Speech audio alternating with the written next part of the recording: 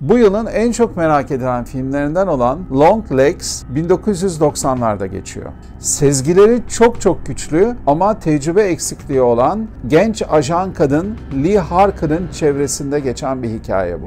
90'lara kadar 30 yıl içerisinde 10 aile evlerinde öldürülmüş bulunuyor. Ve yanlarında da farklı bir alfabeyle yazılmış bir mektup.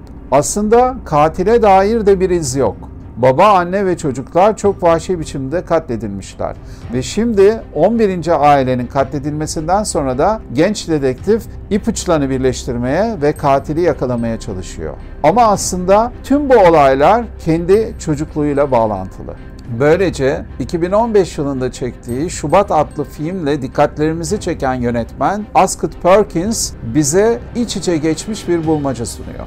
Seri katilin cinayetlerinde adım adım ipuçlarını takip ederken bir düğüm çözülürken aslında başka bir yerde başka bir düğüm atılıyor. Öncelikle filmin atmosferi son derece iç karartıcı. Dış ve iç mekanlarda hiç güneş ışığının olmadığı, sanki yeraltı ile bağlantılı bir karanlık söz konusu. Bu anlamda seyirciyi yakalayan bir film. Başından sonuna kadar o atmosfer sizi etkisi altına alıyor. Bu atmosferin yaratılmasındaki en büyük etken olan yapım tasarımı ve görüntü yönetimi mükemmel. Evet, Kuzuların Sessizliği gibi bir seri katil hikayesi. Ama aslında doğaüstü bir hikaye ve okültizmle sıkı bir işbirliği içerisinde.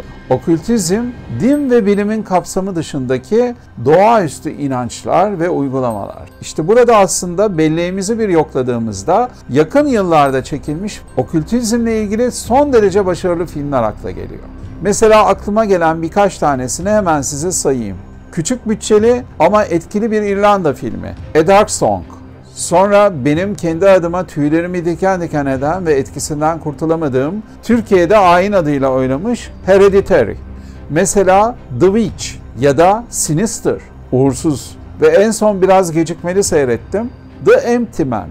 Tüm bu filmler cambaza çok yakın örnekler. Hepsi seyirci üzerinde çok etkili olmuş filmler. Bu türle ilgilenen ve saydığım filmler başta olmak üzere daha bir dizi filmi seyreden seyirci için Cambaz aslında müthiş bir sürpriz değil. Evet, takip ettiği bir yol var ve arka arkaya sürprizlerini de sunuyor. Ama nedense bir türlü gerekli etkiyi seyirciye geçiremiyor. Ya da en azından ben öyle hissettim. Genç dedektif rolündeki Maika Monroe, Peşimdeki Şeytan filminden bu yana takip ettiğimiz bir oyuncu ve özellikle korku sinemasında çok tercih ediliyor. Ama asla Kuzuların Sessizliğindeki Clarice Starling karakterini canlandıran bir Judy Foster değil.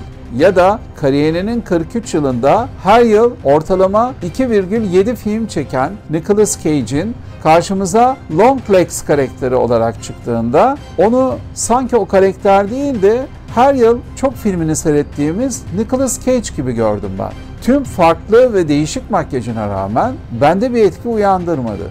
Belki de okültizmle ilgili çok sayıda film ve dizi izlediğim için bende etkili olmamış olabilir. Kendi adıma seri katil hikayelerine özel bir merakım var. Fakat seri katil hikayelerinde tabii ki katillerin çok özel beyinlerinin çalışması ile ilgili hikayelerde ayrıntılar olduğunda ilgimi çekiyor.